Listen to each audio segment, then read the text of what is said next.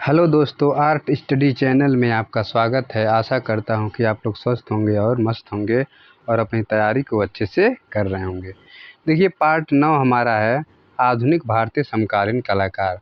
ये क्रम से हम लोग जो पढ़ते आ रहे हैं, इस श्रृंखला को आगे की तरफ हम बढ़ाते हुए चल रहे हैं।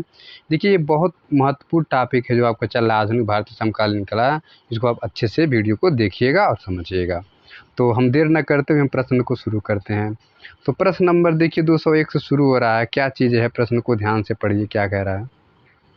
कह रहा है, किस चित्रकार ने दक्षिण में देशज प्रवृत्ति आरंभ की थी? ध्यान दीजिएगा, दक्षिण में देशज प्रवृत्ति की आरंभ की थी।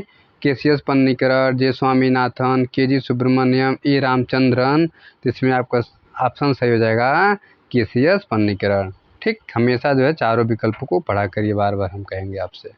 चलिए आगे देखिए। पहला कह रहा है कि केसीएस पन्नीकरण का जन्म 30 मई 1911 ईस्वी को केरल के कोयम्बटूर में और मृत्यु 15 जनवरी 1977 ईस्वी को हुआ था इनका। इन्होंने दक्षिण में देशज प्रवृत्ति प्रारंभ की थी और इनके सर्वाधिक प्रसिद्ध चित्र आदम और हवा, ईव, ईसा, बसंत तथा धन्य है, शांति दूत आदि इनके जो हैं फेमस प्रसिद्ध किनके?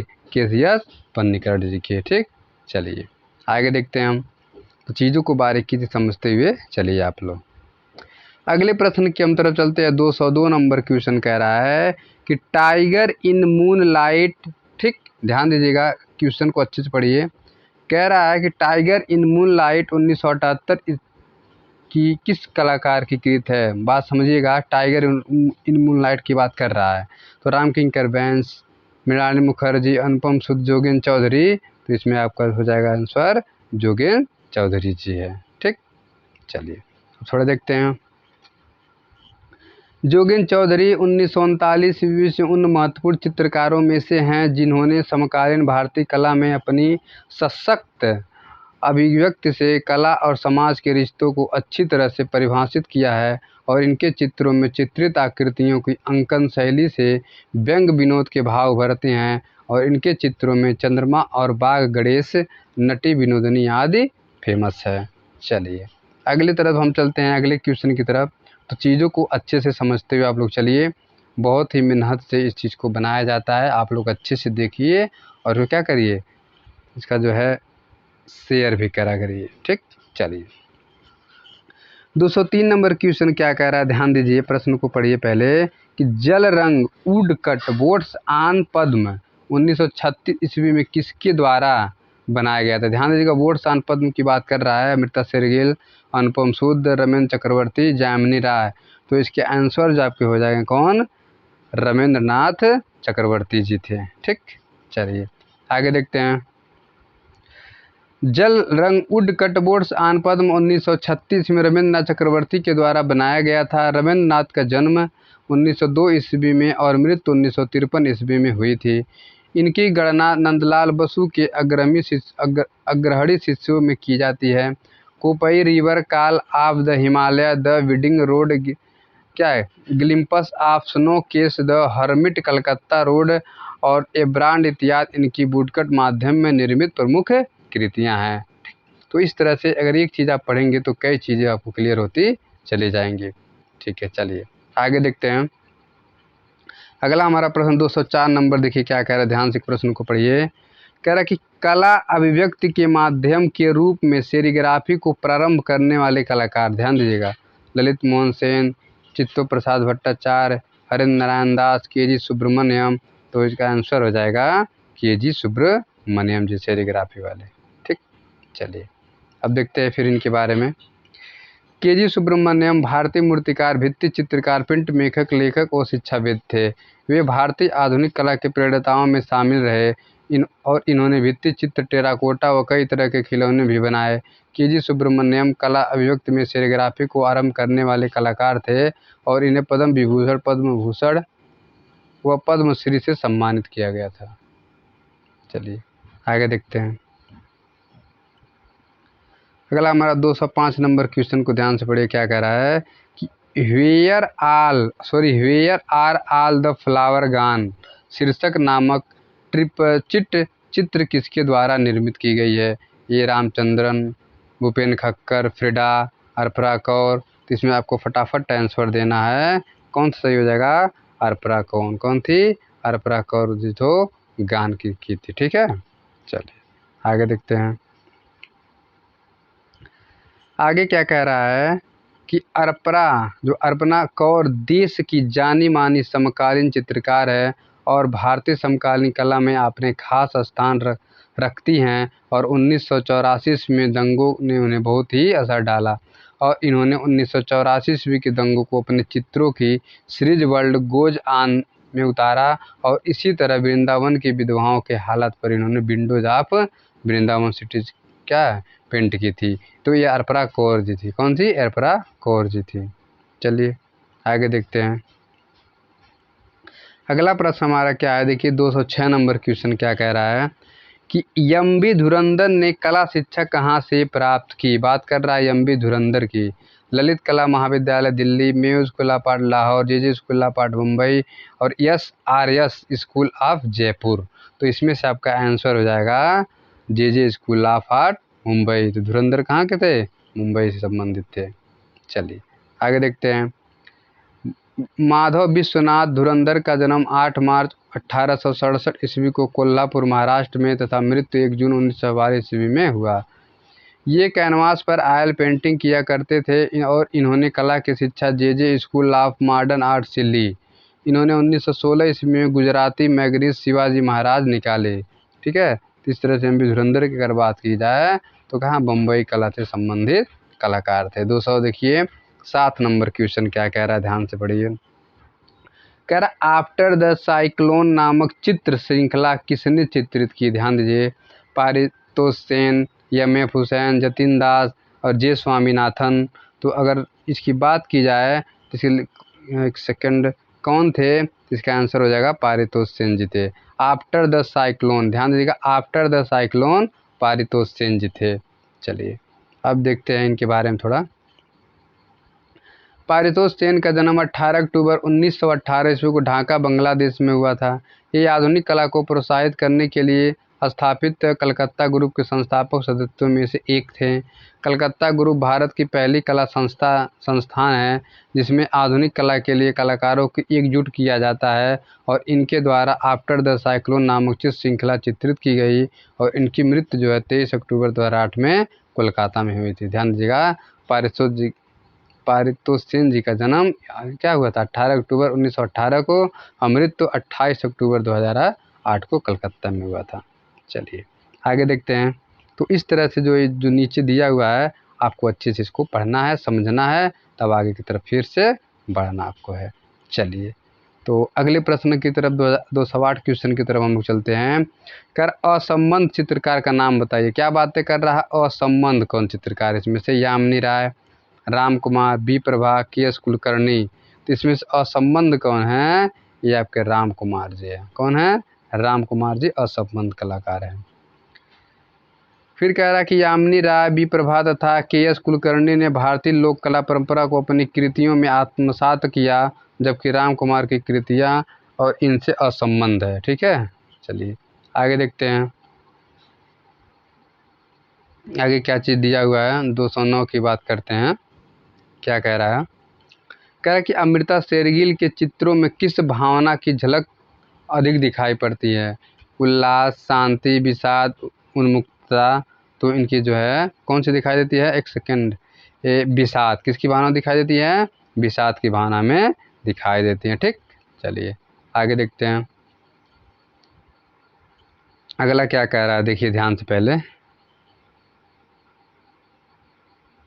चलिए कह रहा कि अमृता शेरगिल अपने वैवाहिक जीवन का सुख प्राप्त न कर सकी और 28 वर्ष की आयु में 1941 ईस्वी में इनका देहांत हो गया और उनके चित्रों में विषाद स्पष्ट दिखाई पड़ता है। भिखमंगे, ग्रामीण, अपने निजी चित्र सभी में उनके क्या विषादमय भावना दिखाई पड़ती है। ठीक, जब ये भारत में आए थे उसमें क्या विभाजन चल रहा था तो लोग क्या गरीब, जो भारत के जितने भी गरीब लोग क्या है भूखमरी की कगार पे थे, तो वही चित्र इन्होंने देखकर अपने क्या है चित्रित किया था इन्होंने। चलिए देखते हैं आगे की तरफ। अगला हमारा क्वेश्चन देखिए 210 नंबर क्वेश्चन, ध्यान से पढ़िए क्या कह रहा है। प्रश्न को अच्छे से पढ़िए पहले। चलिए कह रहा मध्य प्रदेश सरकार ने किस कलाकार को कालिदास सम्मान से सम्मानित किया था। कालिदास सम्मान देखना आपको है।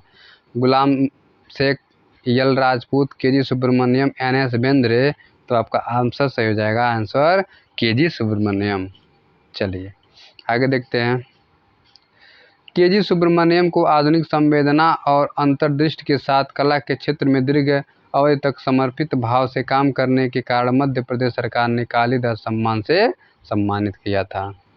चलिए आगे देखते हैं हम लोग अगले प्रश्न की तरफ। 211 नंबर।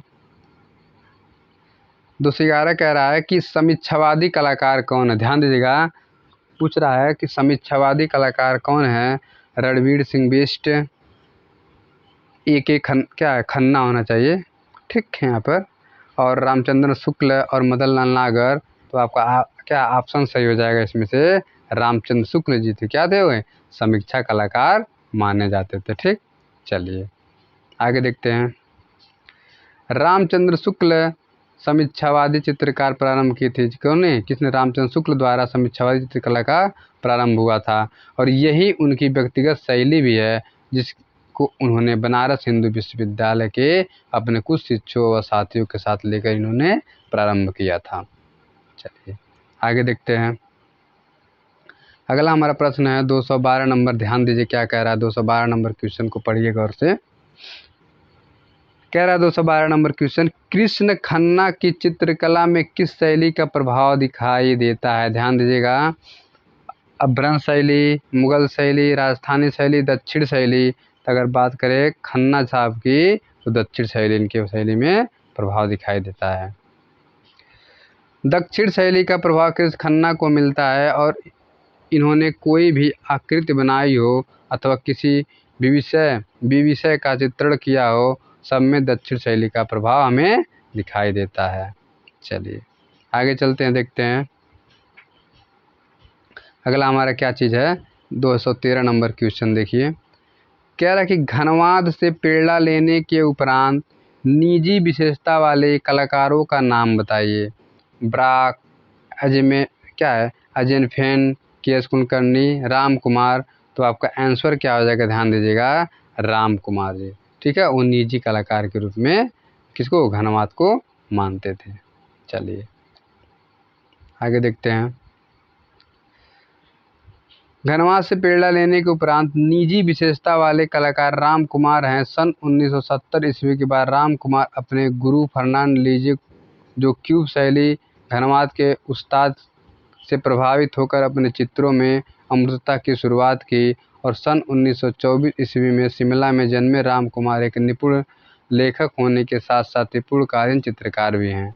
राम कुमार ने शैलेंद्र मुखर्जी की सानिध्य में शारदा वकील स्कूल ऑफ आर्ट नई दिल्ली में शिक्षा प्राप्त की और रंगों, शब्दों और आकृतियों के अमूर्तन की विशिष्टता शैली के राम कुमार प्रख्यात चित्रकार थे और सन 2018 ईस्वी में राम कुमार का निधन दिल्ली में हुआ था। ठीक, चलिए तो इस तरह से अगर इनके बारे में पढ़ेंगे तो वो बहुत सारे क्वेश्चन आपके जो है क्लियर होते चले जाएंगे। ठीक, ये सब चीज़ें आपको अच्छे से देखना है।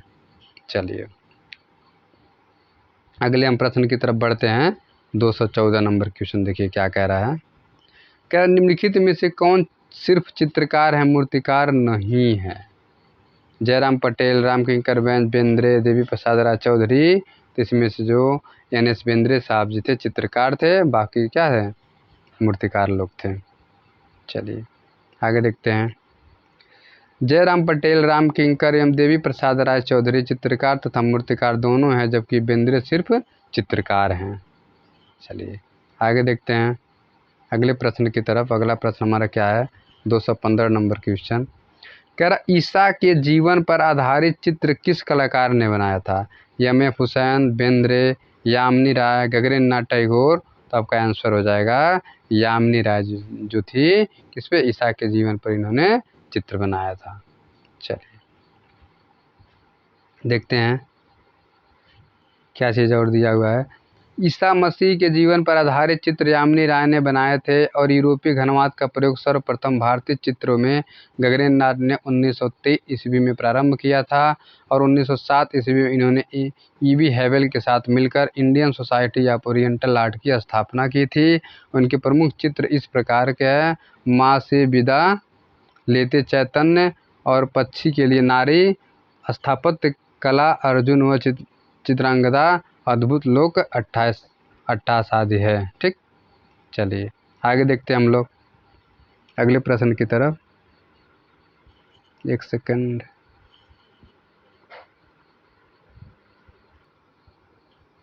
ठीक है, चलिए अगला हमारा है कि निम्न चित्रकारों में से कौन अति यथार्थवाद से प्रभावित था। बताए अति यथार्थवाद से स्वामीनाथन, विकास भट्टाचार्य, के.एस. कुलकर्णी, हुसैन। तो इसमें से आपका ऑप्शन सही हो जाएगा। कौन थे इसमें से? फटाफट आपको आंसर देना है। विकास भट्टाचार्य थे। कौन थे? विकास भट्टाचार्य जी थे। चलिए आगे देखते हैं। विकास भट्टाचार्य अति यथार्थवाद से प्रभावित कलाकार थे। विकास भट्टाचार्य का जन्म सन 1940 ईस्वी में कोलकाता में हुआ था।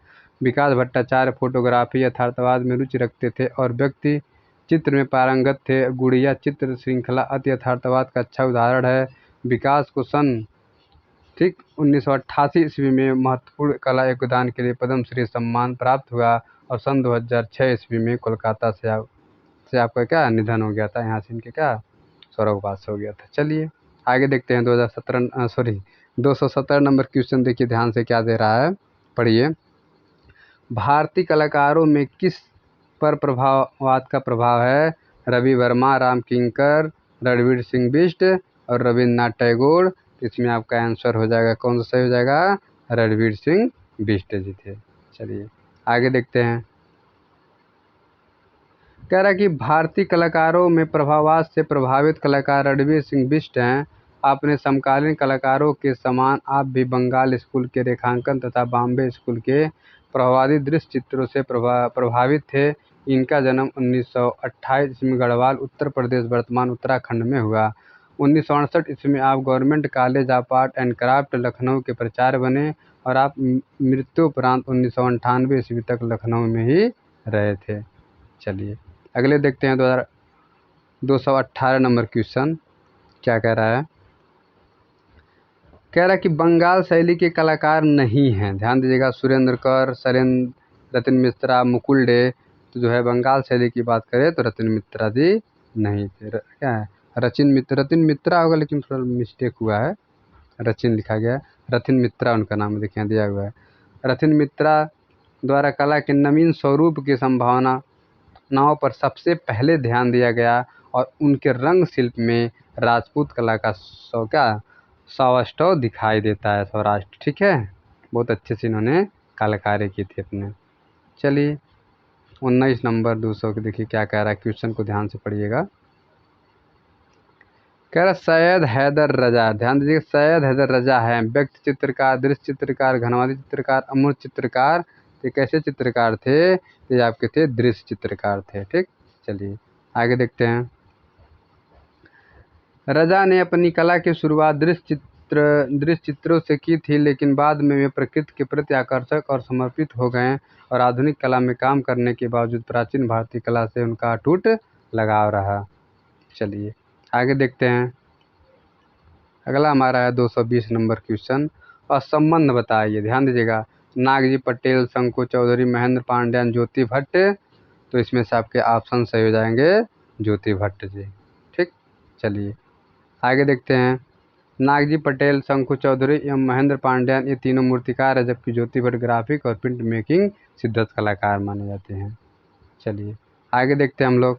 221 नंबर क्वेश्चन क्या कह रहा है, ध्यान दीजिएगा।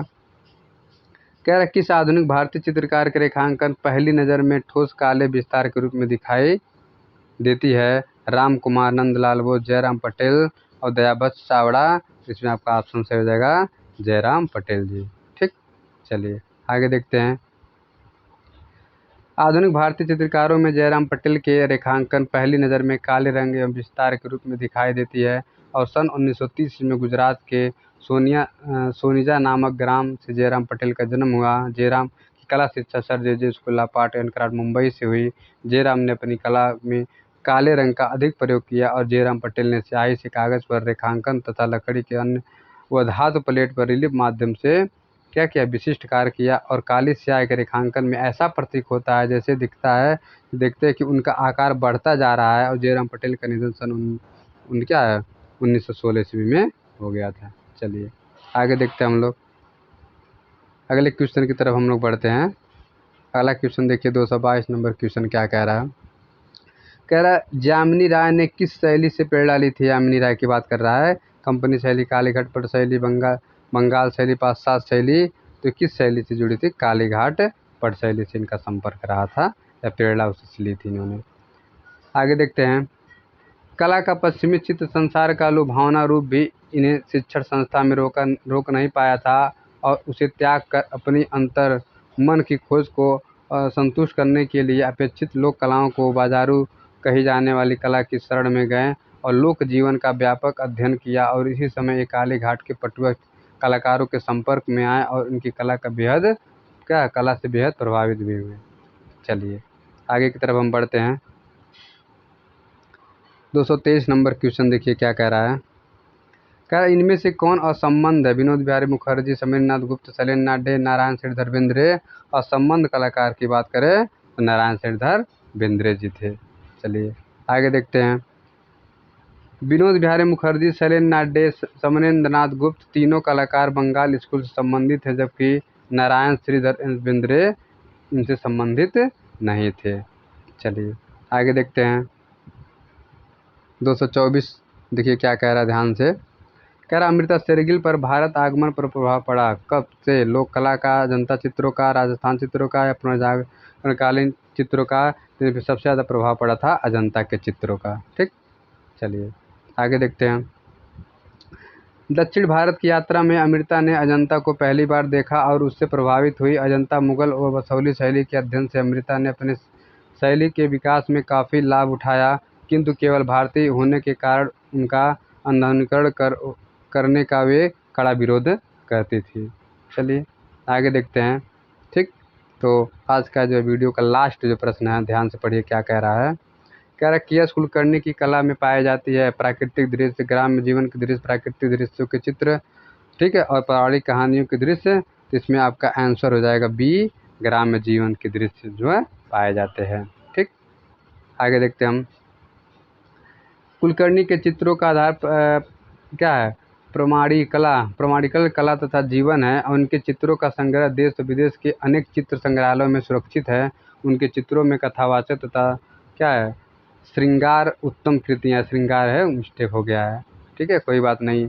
अगर आपको वीडियो अच्छी लगी हो तो लाइक और सब्सक्राइब ज़रूर करिएगा, और जो भी मिस्टेक हो, जो भी गलतियाँ हो कमेंट ज़रूर करिएगा, और वीडियो अच्छी लगी हो तो लाइक सब्सक्राइब ज़रूर करिएगा। पूरा वीडियो देखने के लिए धन्यवाद। ठीक है।